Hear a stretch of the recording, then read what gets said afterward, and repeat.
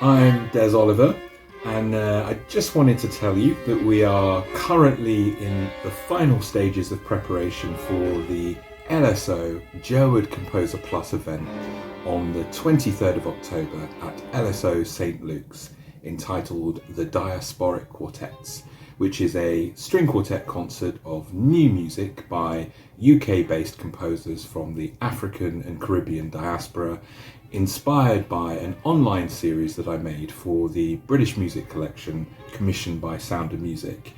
And I had such an amazing time making the film and meeting these formidable, remarkable and remarkably varied personalities that I was compelled to create a musical event inspired by my interactions with them during filming.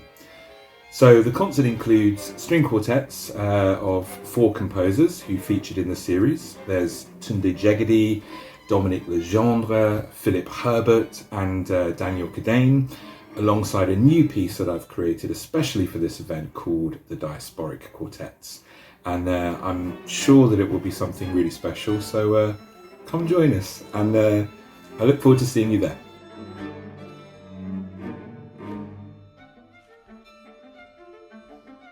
It's always interesting to listen back to pieces that you've written and you've sort of forgotten about, and then you revisit somewhere down the line.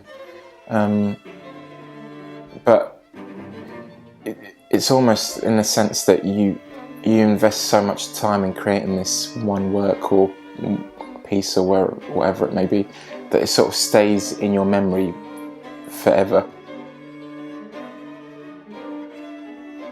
For me, I think the really interesting thing about Daniel's music is that with each piece, you never really know where you're going to end up or where you're going to be transported to. And I think that mystery is very alluring. But at the same time, there's never a moment where you feel kind of completely abandoned. And so as a listener, I've always had sort of full confidence in both the journey and also the final destination. There's a whole period where you have to get to know the piece, because you've known it in one way while you've been writing it, but you don't really know it. And then you hand it over to people. So you're handing, I mean, I don't have children, but I imagine it's kind of like you're handing over your baby to somebody who, the new carers, the new guardians. And while they're looking after it, you're getting to know this person, you're getting to know this piece. And you're discovering it, you're listening to it, and you're thinking, But mixed in with the getting to know it, you're also getting to know the performers who are also getting to know it. So you're not fully hearing it as it should be heard. And there are always moments of questions where you're asking yourself, is that what I intended? Is that what I wrote? Is that really what I wrote? Or who's making a mistake here? Is it me in the writing? Is it them? You know, what? So there's always a moment of questioning. Dominic Legendre, her music is a kaleidoscope of French Caribbean folk music, traditional music, popular music of Trinidad and Martinique, where she was born, and especially the music present in Trinidad during the 60s and 70s. She was exposed to quite a bit of the ballet repertoire and English folk songs, and of course classical music, and especially French Impressionism. She grew up regularly seeing the theatre performances of Derek Walcott's plays, and I think that definitely left a mark, because she has had this sort of long affinity for stage works. She's written opera, theatre, musical theatre, and also extensively for radio and television. And she composed the music for the Complete Archangel Shakespeare, which is a series of audio dramas of 38 of Shakespeare's plays with members of the Royal Shakespeare Company. And so her love for the stage, I think, is present throughout her repertoire, and actually even in pieces that aren't necessarily written for stage. You sort of get a real sense that theatre is never really that far away in those pieces. And my portrait piece is more about a reflection, I suppose, of her sort of persona than necessarily anything intrinsic to her sort of melodic or harmonic language. There is a warmth and an openness, and she's sort of a genuinely kind of lovely person with a wonderfully impish sense of humour.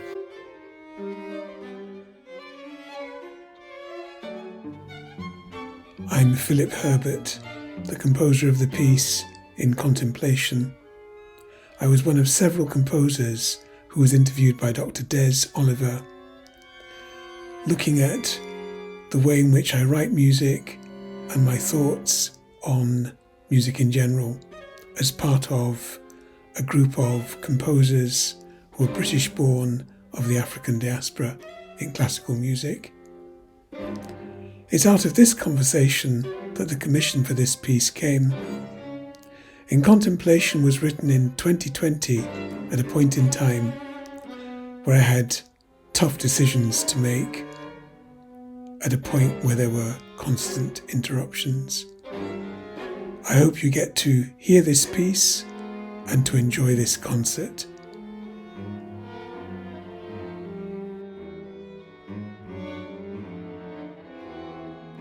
I think the interesting thing about diasporic composers generally is that there is often an abundance of traditions from which they're able to draw. And in the case of Philip Herbert, I think in many ways he sort of takes this to the extreme. Yes, there is this sort of very kind of immediate connection with 20th century kind of English pastoral music, which is actually kind of quite difficult to define in terms of exactly what it is, but would nevertheless include the likes of Vaughan Williams and Finzi and Butterworth. But also, he's written arrangements and pieces inspired by spirituals, inspired by elements of Caribbean music. And in his newly commissioned string quartet, In Contemplation, which will be premiered as part of this event, you can clearly hear the influence of the former. So rather than sort of settling on like one specific style or fusion of styles, with each piece, he might choose something completely different. I've always tried to push boundaries, but that can sometimes just be an internal thing. It doesn't have to be the new, the exciting, the different. It's more about, again, always authenticity. What are we trying to say? What's the essence of what we're trying to say? Are we doing that in the right way? And so you try different angles for doing the same thing. Some people could say, oh, you play kora with symphony orchestra, that's pushing the boundaries. Not really. That's just, okay, you're the first person to put kora with, that's not the boundaries. The boundaries are much more subtle than that. They're cultural. They're internal to do with the music. They're conceptual, so that you would say, getting a classical musician to think in an African modality or in an African concept of rhythm, that is a boundary, rather than kora with orchestra. This is what I mean, where we have to be careful with what we mean by the boundaries. And I think in those ways, cross-cultural work is interesting for that, but not in the way we think. It's not on the outside, it's all the subtle things that are going on the inside. Classical musicians having to think in a different way, think more about embrace the spontaneity of traditional musicians who are not reading, for example. Then in the same way, traditional musicians having to adjust to a very structured way of working in terms of the form and still find their way within that. These are moving boundaries.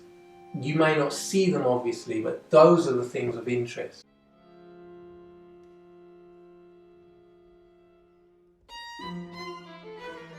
So I think if I were to sum up Tunde Jegedi's music in a word, I would say authenticity. Because I think he is, as a musician, genuinely unique in the sense that he grew up simultaneously performing and creating music in two musical traditions. So both as a cellist in sort of Western classical tradition, but also as a kora player playing African classical music. And so he sort of spent his life striving for a synthesis between these genres, which sort of embodies and kind of encapsulates who he is as both an artist and as a person, actually. These are moving boundaries.